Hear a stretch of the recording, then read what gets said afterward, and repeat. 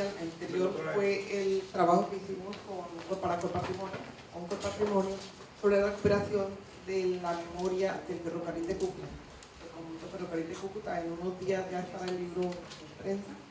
Vamos a esperar un poquito y esperemos que pueda leer todos. Hace más o menos 30 años yo empecé con este trabajo de historia de caminos regionales fronterizos. Más o menos sí, como 30 años. Quiero decirles que le debo este ejercicio, esta investigación a un venezolano, a Germán Cardoso Galoy. Fue mi maestro, fue mi amigo, fue una persona para mí supremamente importante, igual que Arlene, igual que la doctora Parra Gresina, fueron mis maestros. Ellos tuvieron sí, yo trabajaba con la UIS y con ellos fueron tutores de mi tesis de pregrado. Lo quiero recordar es por esto, porque yo me enamoré de los caminos y he trabajado el resto de mi vida en ese mismo tema. A partir del trabajo de ellos, del aporte de ellos y de dos autores. Fernando Brodel escribió en su libro Mediterráneo y el mundo del Mediterráneo este concepto. Los caminos son causa y consecuencia del crecimiento poblacional y comercial y por lo tanto las vías de comunicación fueron, son y serán los hilos conectores de toda historia coherente, puesto que en la medida en que equilibrio prospere la vida de la ruta y los comercios, ciudades y estados florecen o decaen. Eso es muy cierto. Y eso lo podemos vivir todo el tiempo y lo hemos vivido aquí en la región todo el tiempo. Tengo primero.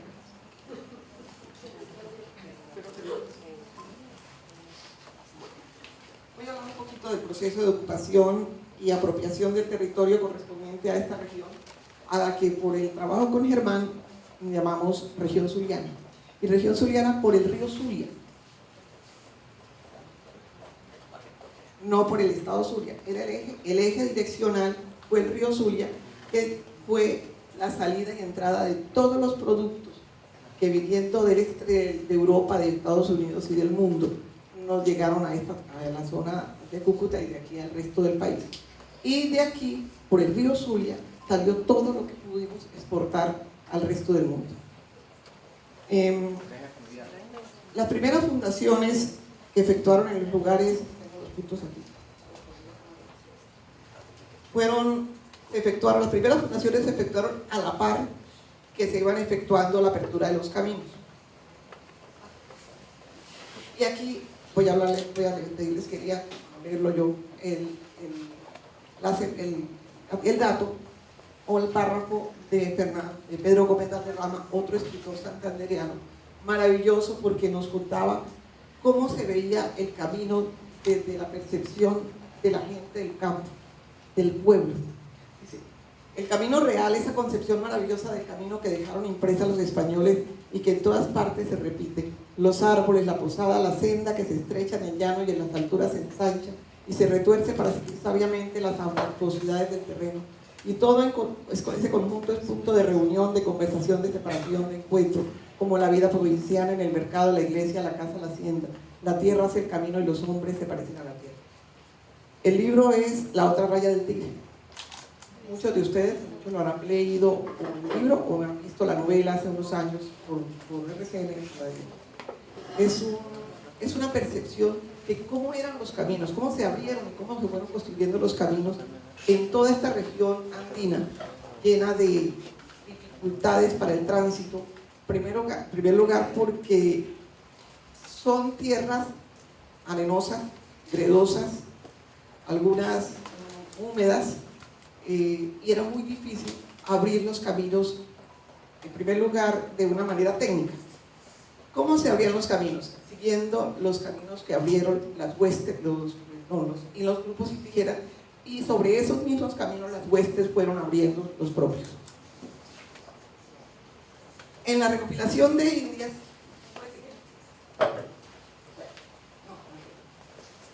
entonces, el proceso de ocupación y apropiación del territorio y la apertura de las rutas y las fundaciones siempre ocurrieron al mismo tiempo.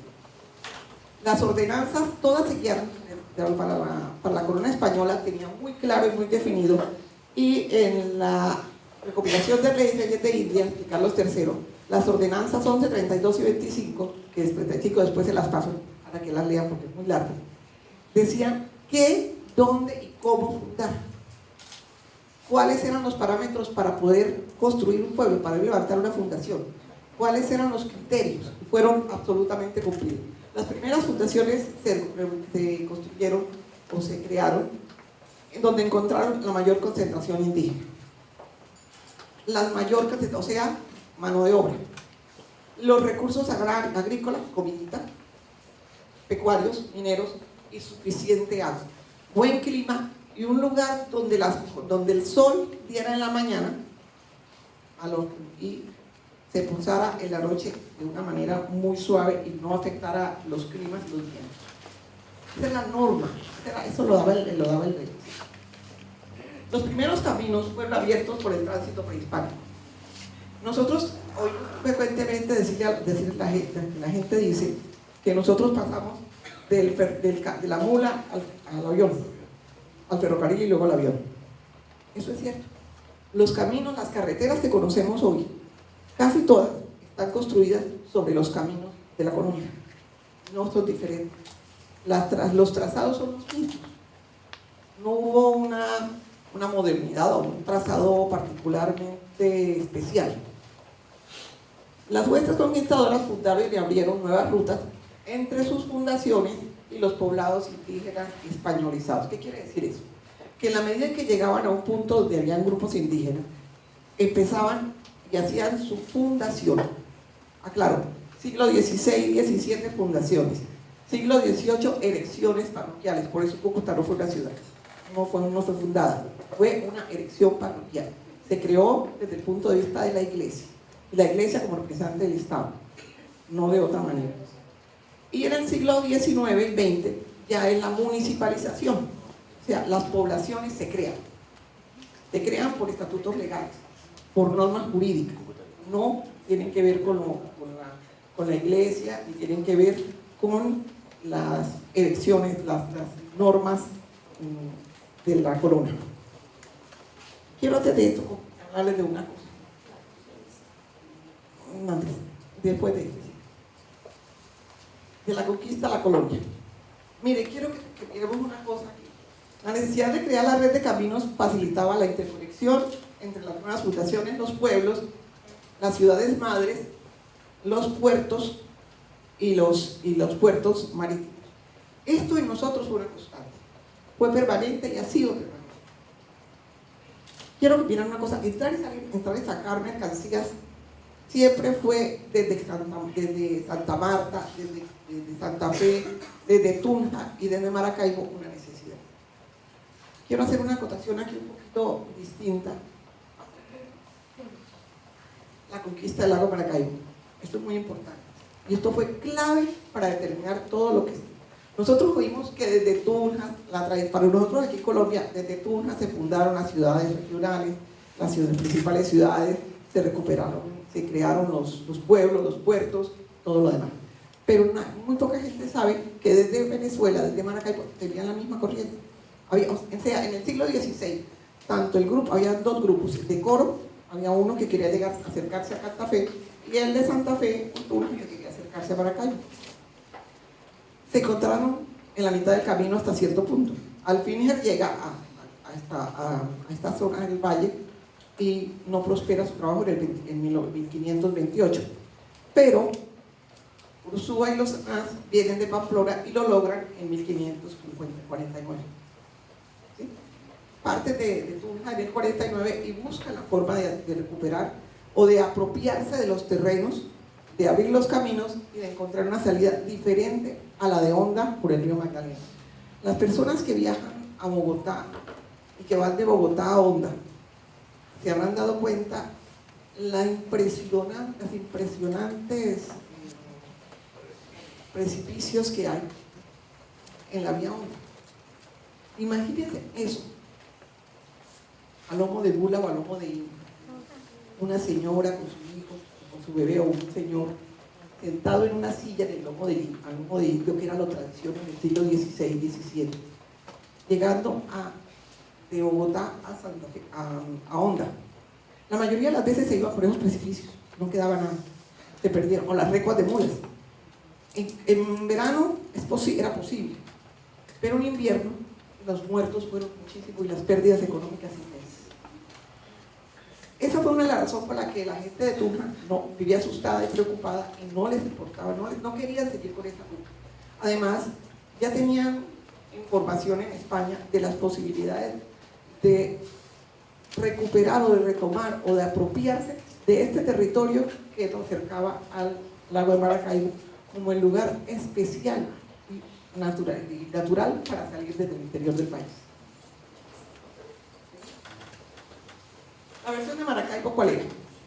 A partir de la ubicación la estratégica del lago, buscaron que la ruta partiera desde Maracaibo a Santa Fe. Ellos pensaban, y ya lo tenían claro, porque ellos sí conocían los ríos que llegaban todos al lago, desde la parte norte, y se dieron cuenta perfectamente que por el río Zulia se podría acercar todo ese proceso. Además de que existían otros ríos que permitirían una mayor fluidez de mercancías. Los ríos que fluían al lago y su facilidad para mover intercambio con el río. Además hay otra cosa que se me olvidaba. Maracaibo pertenecía a la audiencia de Santo Domingo. Y la audiencia de Santo Domingo era como la contraparte de la audiencia de Santa Fe. Toda esa zona de la audiencia de Santo Domingo tenía un interés muy grande en apropiarse del territorio que luego se pasó a Pamplona. Entonces la lucha siempre fue quién se queda con qué y quién jurídicamente se apropia de o se queda con esas jurisdicciones. Lo logra Pamplona. Pamplona funda La Grita, Mérida, San Cristóbal, intenta Trujillo. Ya venía el otro grupo por el otro lado y fundaron Trujillo primero. Y Maracaibo tiene unas características muy especiales. Maracaibo fue fundado 3 veces. ¿Cuántos venezolanos hay que puedan decir que Maracaibo fue fundado 3 veces? Tuvo 3 oportunidades, 3 momentos de fundación. 3 momentos.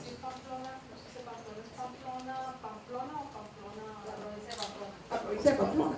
Pamplona de Indias. Pamplona de Indias. Aquí. Pamplona de Indias. No, el otro que tenemos no allá. Aquí este pedacito de nosotros.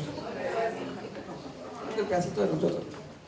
Bueno, esas 3 intentos de fundación tienen que ver con el interés de la corona por buscar acceso al interior. La visión de Tunja es Tunja, la necesidad de Tunja era abrir caminos, salir al mar Caribe. Lo que les explicaba de la dificultad por el río Magdalena, a mí eso siempre me ha parecido la cosa más aterradora, pensar cómo se desbarcaban. Hay algunos dibujos de los viajeros del siglo XVII, donde salen los precipicios y los despeñaderos, y una silla cayendo al despeñadero de una señora con las piernas abiertas y la falda arriba. Impresionante. No recuerdo ahora cuál es el viajero, pero son viajeros del siglo XVII. Y a mí me encanta leer viajeros, entonces es impresionante la forma como se percibían los espacios y cómo se percibía las realidades en esa época. Al tiempo que iban reconociendo la región, las huestes conquistadoras, iban identificando qué, dónde y cuándo, qué había, qué les servía, cuántos indígenas había, cómo se repartían, parece la encomienda. Empezamos el proceso de separar, de obligar y de buscar. De obligar a trabajar el tiempo que los indígenas no estaban acostumbrados a trabajar. A recoger qué alimentos, qué elementos les podían servir. Y a buscar minas, tierras y posibilidades de riqueza, maderos, sobre todo madera, oro, muy poquito pero lo consiguieron. En la parte del Táchira, cobre, ¿no? Había mucho cobre. cobre, y el cobre lo traían hasta acá y por aquí por el río salía. Este mapita lo hice yo hace como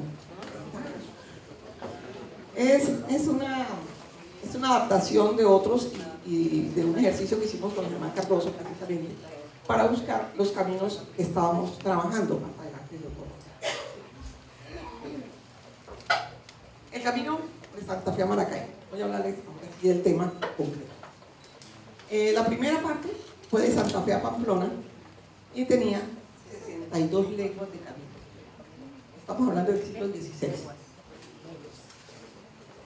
De Pamplona a Pamplona era el punto equidistante. Más adelante lo fue Cúcuta, lo fue San José de Cúcuta, pero Pamplona era el punto equidistante entre Caracas y Maracaibo. O sea, era el punto donde se descansaba, donde estaba el encuentro, donde había las cajas reales, los bancos de Santa Fe, Bogotá y Maracaibo. Pamplona era el punto donde estaban las cajas reales, donde se acopiaba el oro que se recogía. Era Girón y era Pamplona. Entonces imaginen, por ahí salía. O sea que este río que hoy vemos todo sucio, en este momento está cochinísimo, está lleno de tierra, pero imagínense ese río maravilloso cargando y entrando y sacando, siendo la vía de comunicación más importante de esta región. Y si nos lo ponen en este momento así como a pensar, si todavía pudiera haber la posibilidad de salir por el río Magdalena, por el río Zulia, yo creo que eso lo estaríamos haciendo, porque está mejor que la carretera a Bucaramanga. Bueno, como ciudad va el proceso construyó el proceso de construcción del territorio. Aquí hay una cita que a mí me gusta mucho para que entendamos cómo veían los conquistadores y los colonizadores este camino, el de Santa Fe a Pamplona. Era tierra fresca y en ella se encontraba mucho pasto y durante todo el año ofrecía hierbas para las recuas, no había montes ni breñas. En su recorrido se localizaban haciendas de españoles y pueblos de litios donde pueden proveerse de carne, pan, maíz y cebadas para las cabalgaduras. Como el camino estaba habitado por muchos indios, estos podían emplearse para la construcción de puentes, de quebradas y ríos, aprovechando además las maderas que en ellos se encontraban. 1591. Esto fue un poquito después de la fundación de Pamplona y las fundaciones de las ciudades de hoy día me diría alguien, pero ¿por dónde? Si la cordillera central del norte y toda esta parte de la cordillera andina es impresionantemente alta, el páramo de Almorzadero y todo lo demás. Bueno, esa es la carretera central del norte. Ese camino del que está hablando es la carretera central del norte. Ese es el trazado. Por eso existe Málaga. Por eso existe Vélez. Por eso existen todos esos pueblos que ahora más adelante les voy a mostrar otra cartografía que muestran y denotan pueblo por pueblo qué era, por dónde pasaba. Por eso les decía que esta misma carretera, estos son los caminos sobre los que hicieron las carreteras. Eso es tradición. Ahora se me entiende. Bueno, la segunda etapa de camino es de Pamplona a Maracay. Y tuvo 3 etapas: la terrestre, la fluvial y la lacustre. En total 58 leguas de las etapas, sumadas a las 62 anteriores, quedaron son 110 leguas. O sea, tenían muy claro cuánto tiempo. Alguna vez le escuchaba yo la gente del campo habla de 2 tabacos, ¿no? Para ver cuántos tabacos se fumaban para saber cuánta distancia había de una jornada a otra.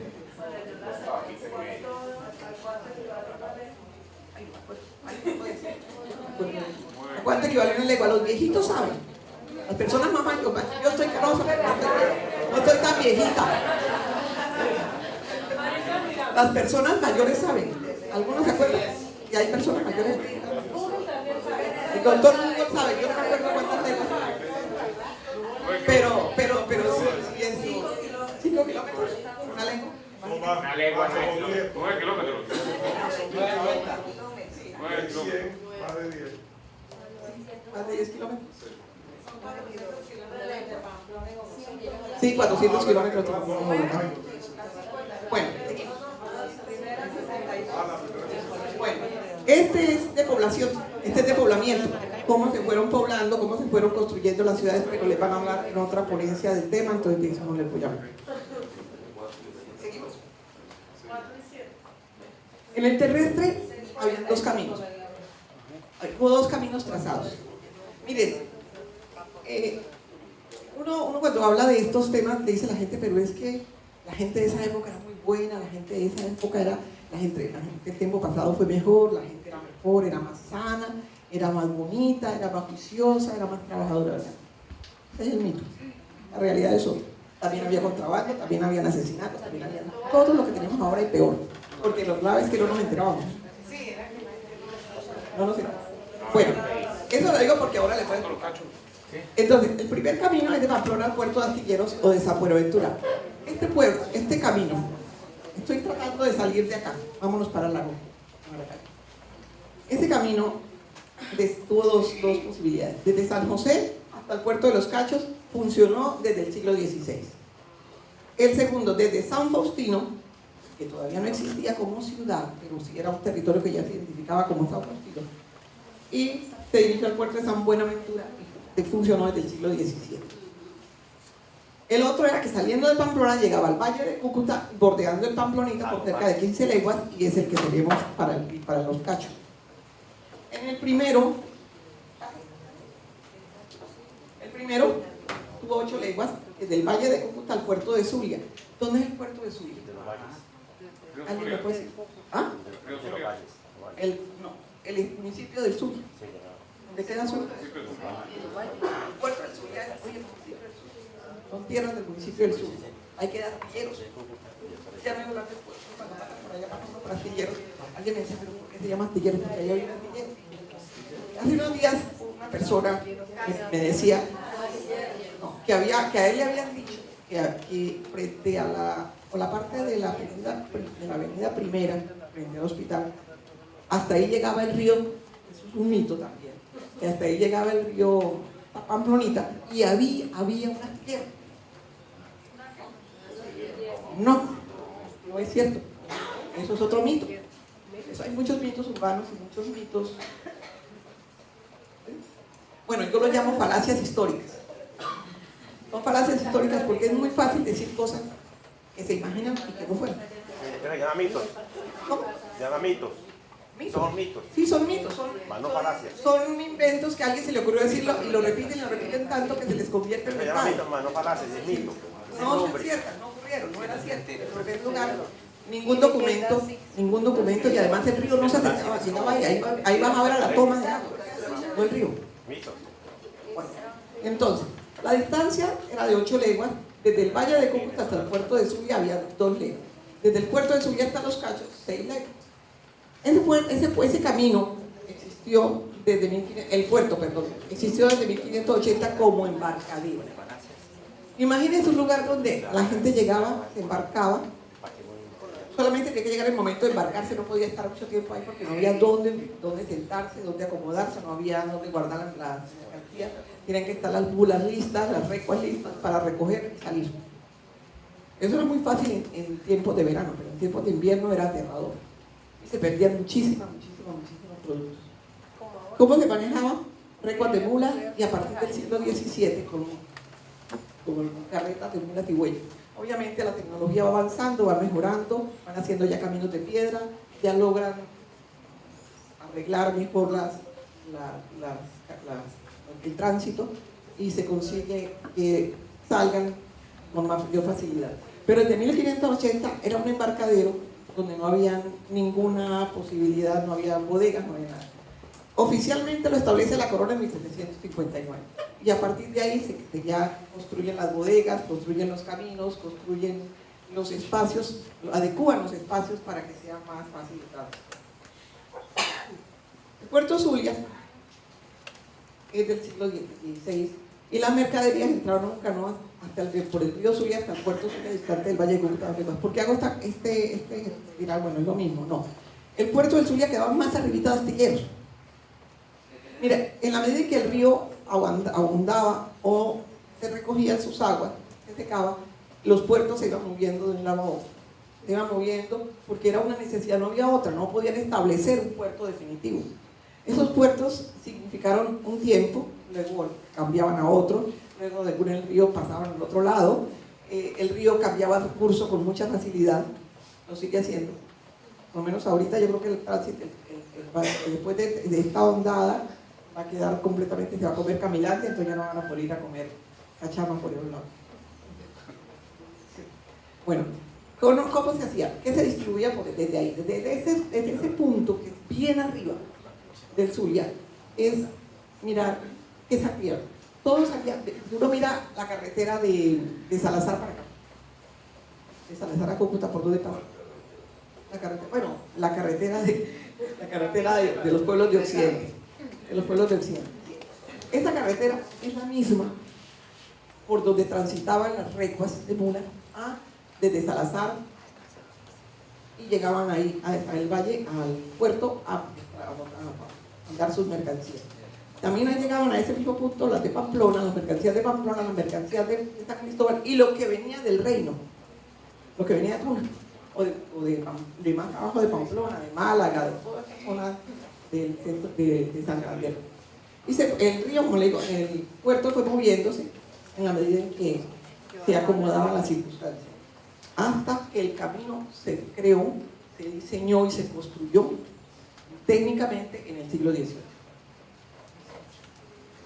Agustín Codazzi fue un visionario maravilloso, un hombre capaz de pararse, bueno, hizo parte de la comisión coreográfica, y en el proceso de la comisión coreográfica vino acá. Si alguno ha leído el libro, son hermosos los libros de Codazzi, lo mismo que los de Ancisa, puede entender qué era esta zona, qué riqueza y qué valor tiene. Codazzi se paró en el Cerro Tutelar Nuestro, en el Tasajero, y desde ahí diseñó los caminos y diseñó los puertos, pero eso ya es en 1851. Antes, bueno,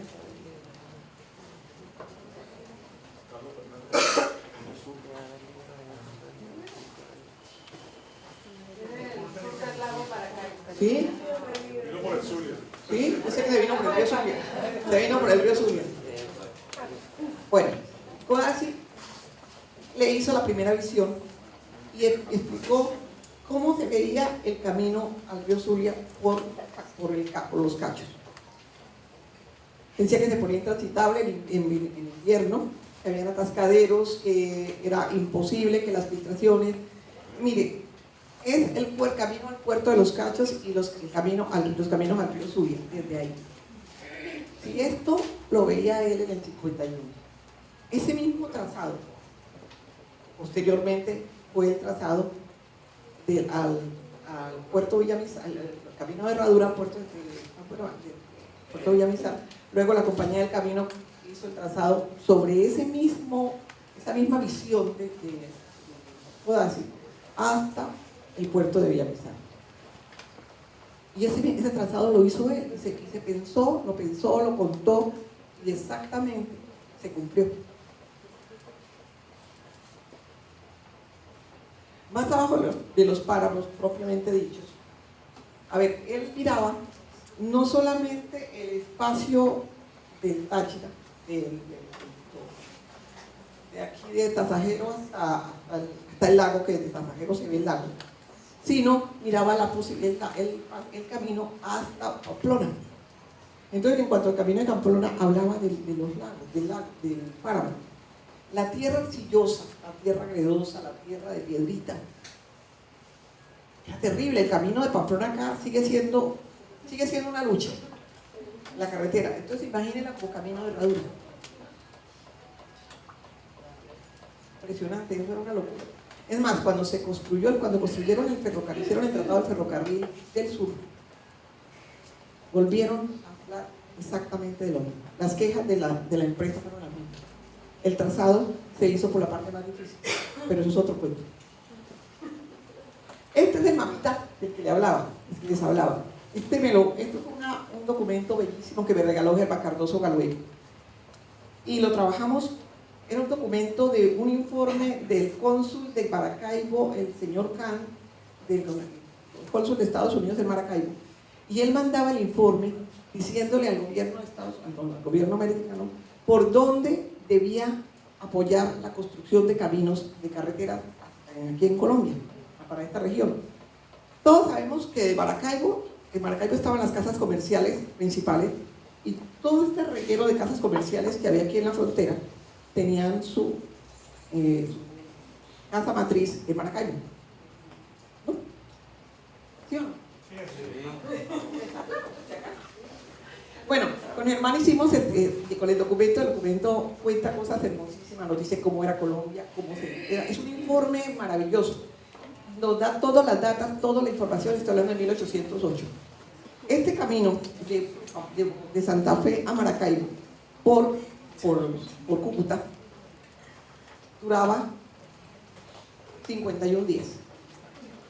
Desde Santa Marta, 51 días, 271 leguas. Y por de Maracaibo a Santa Fe, 106 leguas, 38 días. Entonces les hablaba de lo que decía Cisa, la calidad del espacio, la calidad de la tierra, la validez del trabajo, la seguridad, ya esta partecita de que acerca Honda. Esta parte de Santa Fe a Honda, esto es aterrador. Y este fue el miedo de siempre. En cambio por acá, mira la cantidad de pueblos, ciudades que existían. Entonces todo eso le daba la seguridad de que podían llegar bien, sanos, completos y con la mercancía en buen estado. Eso era lo más importante. La mercadería en buen estado. Madera, sombreros de la Cuma, muchísimas cosas, con ganado, Cacao. muchas mercancías. El cacao, que era indispensable. Cacao de acá. Cacao de acá. Para el siglo XVIII Ese cacao.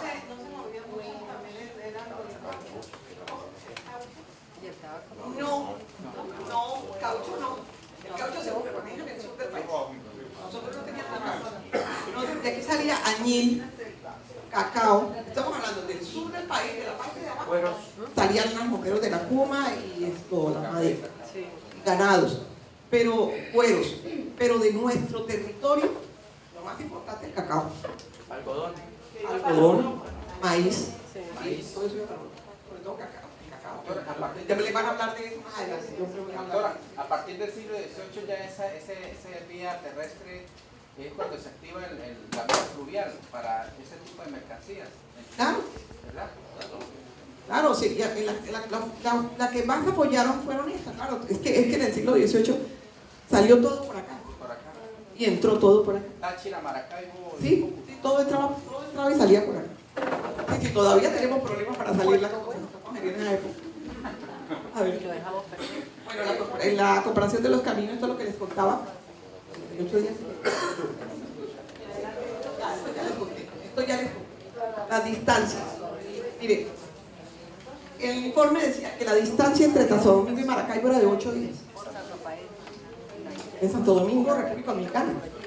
De Maracaibo al puerto de Pamplona, 15 días. Desde el puerto de Zulia hasta el puerto de Zulia, del puerto de Pamplona al puerto de Zulia a Santa Fe, 25 días.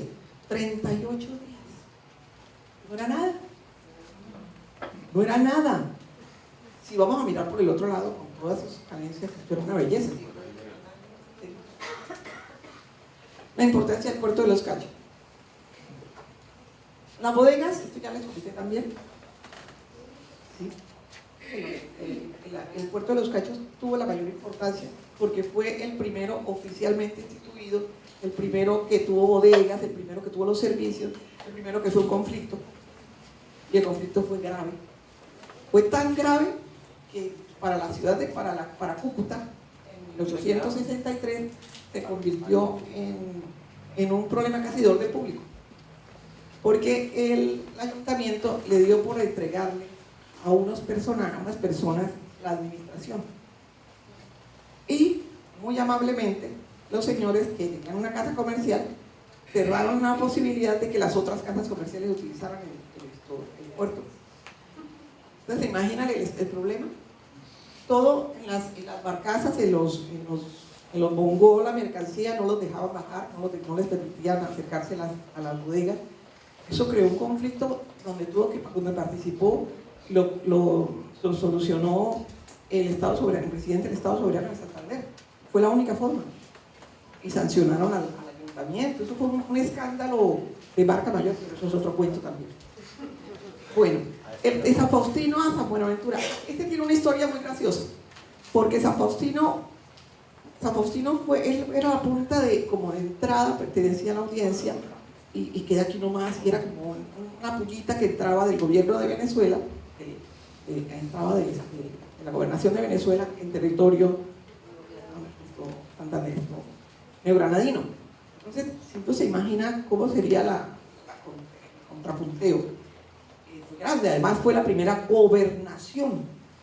Hoy día uno dice, bueno, ese Puerto Faustino, que es una cosita de nada, que tiene algo maravilloso que la gente no se ha dado cuenta, y es los enormes... Bueno, ¿alguno conoce a San Faustino? ¿Se han ido a San Faustino? Sí. Ahora vayan, miren, es un pueblo bonito, chiquito. Vayan, miren. En la entrada del pueblo hay una cantidad como de cubetas, ¿cómo llamaría eso? Como de tanques.